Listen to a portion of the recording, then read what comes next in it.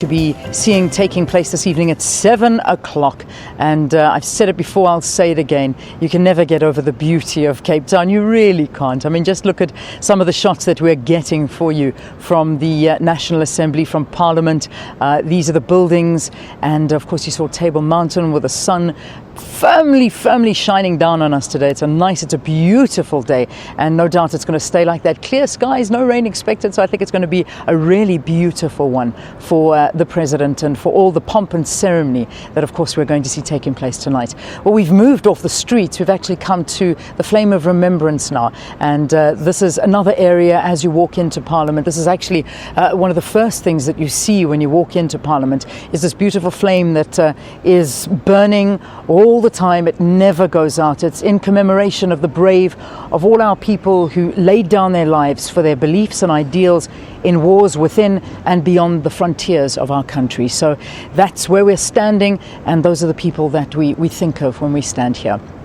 All right, so there are many issues that are going to be discussed tonight, and our attention now focuses on the economy. Now, it doesn't matter where you are in the world, economies are struggling. It is a tough time. It has been a tough time over the last couple of years for growth within countries, and certainly South Africa is no exception, with a lot of businesses really struggling to find growth, and some even having to close doors because of this. But I suppose business is looking for some hope from the President tonight, and let's now chat to Reverend Joe Hlongwane. He, of course, is the president of the National African Federated Chamber of Commerce. Reverend, thank you for being with us, and welcome to Morning Live. Thank you. Now, obviously there's expectations from business ahead of this evening. What are you hoping to hear the President say? Well, we're hoping that the President will start dealing with, bread and butter issues in terms of the economy, particularly to deal with stumbling blocks to growth. And I think that there are many of them. Yeah. You can't mention all of them. But first, Eskom must be fixed up. I think that if there is no electricity in any country, you cannot do business. And the issue where you find that you don't even know when electricity is going to be cut off. Yeah. And some of the businesses are so sensitive. People who hear about our electricity that is not functioning well overseas ask themselves questions. Do you want to invest in a country like that? So I think there must be concrete steps taken. I would even go as far as saying maybe privatize it, or get other players. Yeah. Get other players in big cities to establish power stations. And I have served on the board of Eskom many years ago. Yeah. And we were discussing, this monopoly by Eskom that, to keep everything in one pot might give us problems in the future. And this is what is happening. Yeah. That is the first thing. Secondly, I think we must have the eyes of the world looking at South Africa with a positive perception. Crime is too bad. And also I think the fact that there is so much corruption, the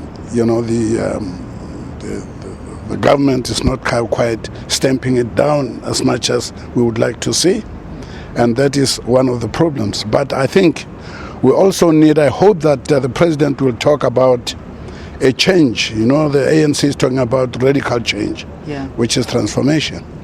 And there will be no radical change until women are empowered very, very strongly into the situation, and youth. And if youth have nothing to do, that is a time bomb.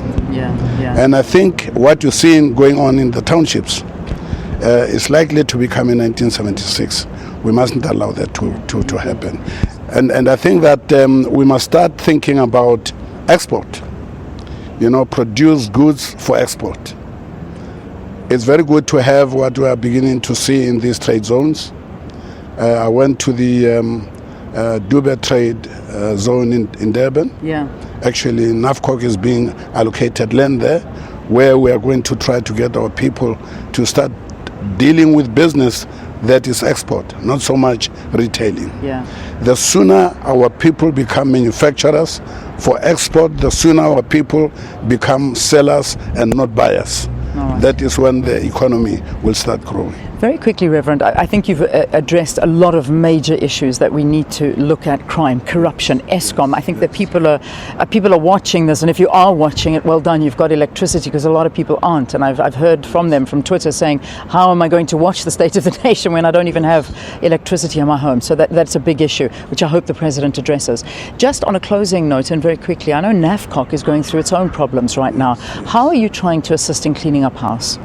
Well, can I just, before I get into that, say that we hope the township problem and township economies are going to be looked into. There must be about 3-4 ministries sitting down to look at. It's not just saying to the foreigners, go home. They'll never go home. It's not just saying to the young people, don't go and loot. It won't happen. I think we need a strategy. They need to call us. There is a ministry for small business, and we need to discuss with them ways and means to make these people, if there is sharing, let it happen peacefully. It mustn't be the one side, other people are having nothing. Yeah, but now you're talking about NAFCOC. NAFCOC never had problems in our days. I'm one of the original NAFCOC members who served with Dr. Mtsonyane. I'm the 5th president after him. And then came, after 98, when I left, all these things. I've been specially asked by the structures of NAFCOC to come and unite NAFCOC. Yeah. And I'm going to strive as much as I can to bring everybody together. Good. As Kosana, who is on the other side, came to make a statement at our conference, where Zweli Mkhize, when we shook hands, he put his hand on top of ours. I hope that will continue. Mr. Mavundla came to me to say, I don't want to become president anymore.